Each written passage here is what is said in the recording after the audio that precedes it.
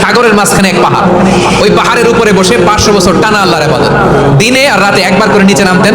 সেখানে আল্লাহ তাআলা পাথরের ভেতর থেকে তার জন্য মিঠা পানির ব্যবস্থা করে দিয়েছেন, আর একটা ডালিম গাছের ব্যবস্থা করে দিয়েছেন। সকালে নামলে একটা টসটসে ডালিম, রাতে নামলে টসটসে ডালিম। এগুলো খেয়ে খেয়ে 500 বছর সে আল্লাহর ইবাদত করেছে।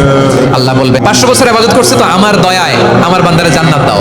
এই বান্দা বলে বালবি আমালি, আল্লাহ তোমার দয়া লাগবে কেন, আমি আমার আমল দিয়ে জান্নাতে যেতে চাই। আল্লাহ বলবেন তাই, ঠিক আছে, তোমার 500 বছরের ইবাদত এক পাল্লায় রাখবে।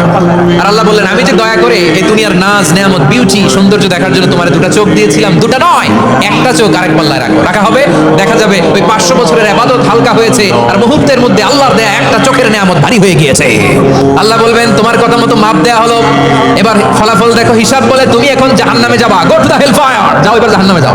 এবার লোকটা কাচুমাচু করে বলে আল্লাহ আমি বুঝি নাই, আল্লাহ আমি বুঝতে পারি নাই, এবার আমি টের পেয়েছি, এবার আমি বুঝতে পেরেছি তোমার দয়া ছাড়া দুনিয়ায় কেউ জান্নাতে যেতে পারবে না।